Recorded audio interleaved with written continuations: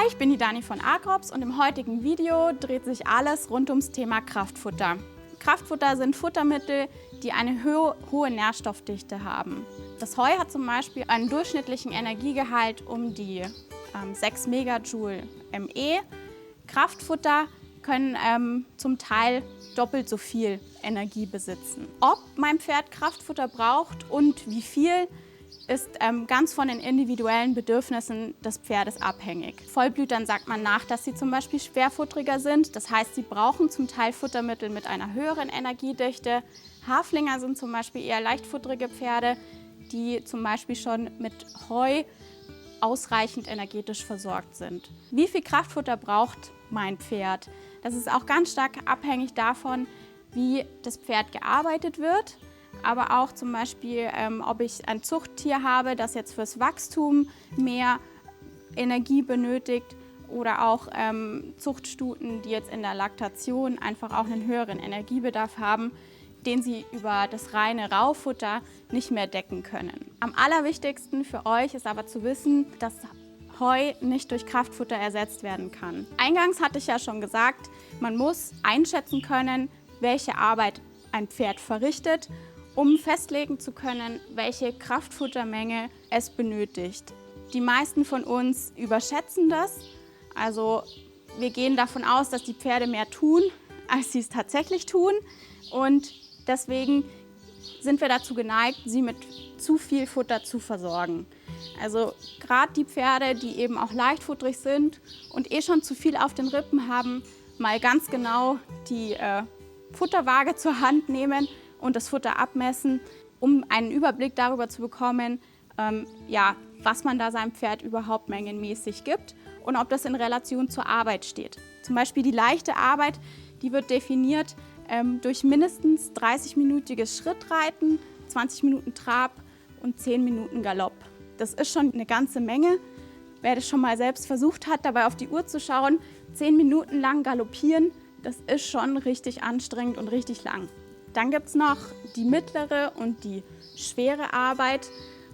Mittlere Arbeit, das umfasst schon 60 Minuten Schritt und dementsprechend auch mehr Trab und Galopp.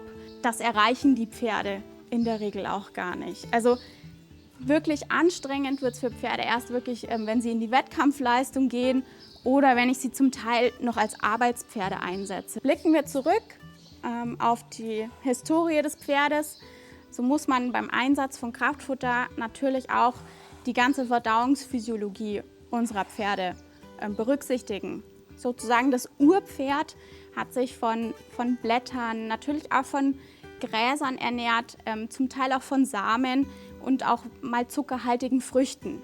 Also der Verdauungsapparat vom Pferd ist schon auf die Verarbeitung von verschiedenen Futterkomponenten ausgelegt. Man muss halt nur berücksichtigen, dass das in einem ausgewogenen Verhältnis steht. Schauen wir uns mal die Kraftfutter näher an.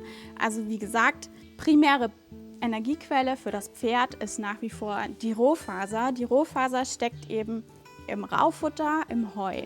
Damit deckt das Pferd seinen Energiebedarf sogar schon für leichte Arbeit gut ab, wenn das Heu in ausreichenden Mengen verfüttert wird und wenn es natürlich auch eine gute Qualität hat. Ansonsten hat man eben jetzt auch sehr rohfaserreiche getreidefreie Kraftfuttermittel. Hier liegt der Fokus dann auch auf der langsamen Energiebereitstellung. Merkmal der getreidehaltigen Futtermittel ist natürlich, dass sie Stärke enthalten. Über die Stärke oder über die Verdauung von Stärke steht den Pferden relativ schnell viel Energie zur Verfügung.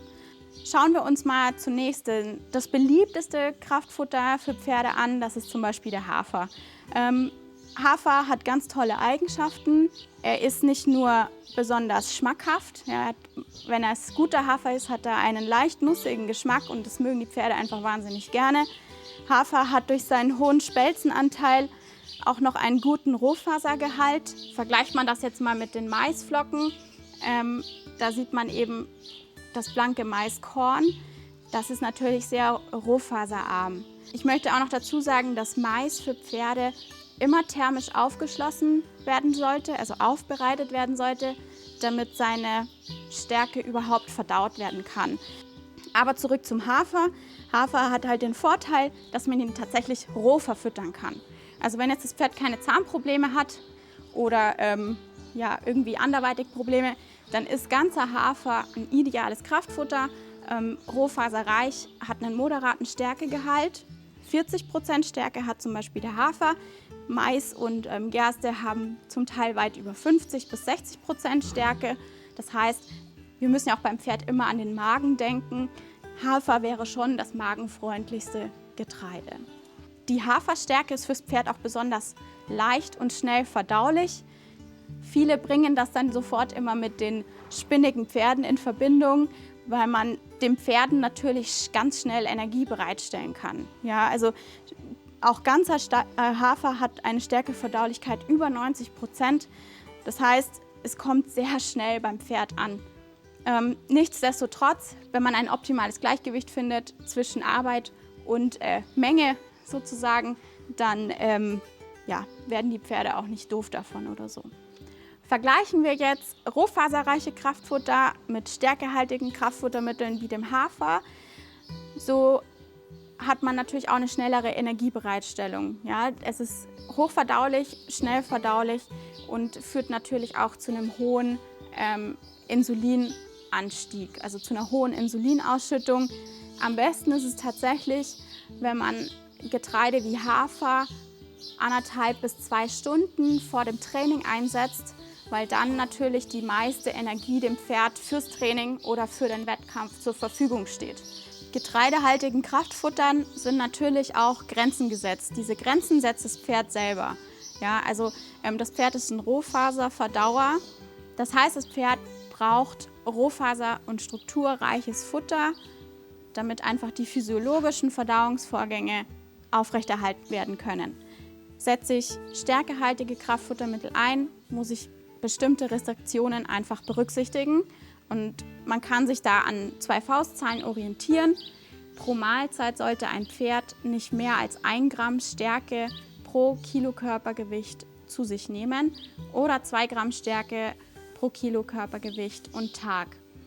Das macht jetzt bei einem 600 Kilo Pferd, ist es zum Beispiel eine Mahlzeitenmenge. Nehmen wir den Hafer mit ungefähr 40% Stärkeanteil, sind das umgerechnet 1,5 Kilo Hafer pro Mahlzeit oder 3 Kilo pro Tag. Das ist schon eine ordentliche Menge. Rufen wir uns wieder ins Gedächtnis zurück, dass leichte Arbeit sogar schon häufig über das Raufutter, Heu, Gras abgedeckt ist, erreichen wir solche Mengen gar nicht oder brauchen wir sie gar nicht. Das ist eigentlich somit der wichtigste Aspekt. Setzt man mehr Getreide ein oder mehr Kraftfutter, ist es wichtig, das auf ganz viele kleinere Mahlzeiten am Tag zu verteilen, einfach um die Stärkeanflutungen im Magen und auch dann im Darm, speziell im Dickdarm, eben zu drosseln. Ja, weil unverdaute Stärke, die dann im Dickdarm ankommt, stört da dieses empfindliche Mikrobenverhältnis. Diese Mikroben sind ja auf die Rohfaserverdauung spezialisiert und eben nicht auf die Verdauung von viel Stärke. Deswegen schränkt es das Ganze so ein. Deswegen sollte man eben allzu hohe Stärkeanflutungen vermeiden. Häufig hat man Pferde, sehr dünne Pferde, die zum Teil 4 bis 5 Kilo Hafer oder auch Müsli bekommen und einfach nicht dicker werden. Da sollte man dann schon mal überlegen, das Pferd auf Magenprobleme oder dergleichen untersuchen zu lassen, weil bei dieser Kraftfuttermenge müsste das Pferd bei zugleich ausreichender Heuversorgung schon platzen. Rohfaser und Stärke sind aber nicht die einzigen Komponenten in so einem Futter, die dem Pferd Energie zur Verfügung stellen. Ein weiterer wichtiger Nährstoff ist das Eiweiß. Die Futtermittel unserer Pferde enthalten alle unterschiedlich viel Eiweiß. Es gibt eiweißreiche Futtermittel und eiweißärmere. Zu den eiweißreicheren Futtermitteln zählt zum Beispiel die Luzerne. Wir haben sie jetzt hier als Häcksel, aber die Luzerne Kops gibt es zum Beispiel auch noch. Der Vorteil von eiweißreicheren Futtermitteln, wie jetzt zum Beispiel der Luzerne, ist die Versorgung mit essentiellen Aminosäuren. Natürlich haben die eiweißreichen Futtermittel ihr hoher Gehalt an Rohprotein. Fürs Pferd wichtiger ist aber auf den Gehalt an präzekal verdaulichem Rohprotein zu achten. Also das ist das, was vor dem Zäkum eben vom Pferd aufgenommen werden kann über den Dünndarm. Das ist nichts anderes als die essentiellen Aminosäuren. Also wenn man eiweißreiche Futtermittel beurteilen möchte, sollte man sich auch immer das Aminosäuremuster anschauen, dass es halt für das Pferd passend ist. Die essentiellen Aminosäuren sind kleine Bausteine sozusagen. Ja, also Aminosäuren werden für sämtliche Gewebe benötigt, aber auch für Enzymaktivitäten oder ja auch für bestimmte Hormone braucht der Körper Eiweiß bzw. essentielle Aminosäuren. Der Eiweißbedarf von unseren Pferden ist in der Regel gut gedeckt, denn es steckt Eiweiß im Heu, es steckt Eiweiß im Gras. Das heißt, der Eiweißbedarf ist meistens gar nicht so hoch, weil er eben über das Grundfutter schon gut gedeckt ist. Natürlich kann es Zeiten des erhöhten Bedarfs geben, sei es jetzt die Laktation, die Stuten benötigen für die Milchbildung zum Beispiel mehr Eiweiß. Jungpferde oder Fohlen im Wachstum kann der Eiweißbedarf auch erhöht sein. Ältere Pferde profitieren im Winter auch gerne von erhöhten Eiweißzulagen, weil ihnen einfach das Weidegras fehlt und im Heu einfach nicht mehr genügend Nährstoffe für sie verfügbar sind, dass sie eben ihre Substanz erhalten können. Der Eiweißbedarf für Sportpferde wird in der Regel eigentlich auch schon über das Grundfutter gedeckt. Denn natürlich bekommen auch Sportpferde oder sollten Sportpferde ausreichend Heu bekommen und im besten Fall auch noch Weidegras zur Verfügung haben. Und natürlich mit steigendem Energiebedarf füttert man natürlich auch mehr. Das heißt, da in jedem Futter auch Eiweiß drin steckt, fütter ich ja automatisch schon mehr Eiweiß zu. Worauf man bei Sportpferden natürlich achten kann, ist, dass man sie eben gezielt mit essentiellen Aminosäuren eben versorgt, um Muskelaufbau und Regeneration zu fördern. Schauen wir uns noch die 4. Energiequelle an, die unseren Pferden zur Verfügung steht. Und das sind die Fette bzw. Öle. Wir haben jetzt hier einen Leinkuchen dabei. Das ist ein Pressrückstand aus der Leinölproduktion, der aber nach wie vor auch noch einen hohen Restfettgehalt besitzt.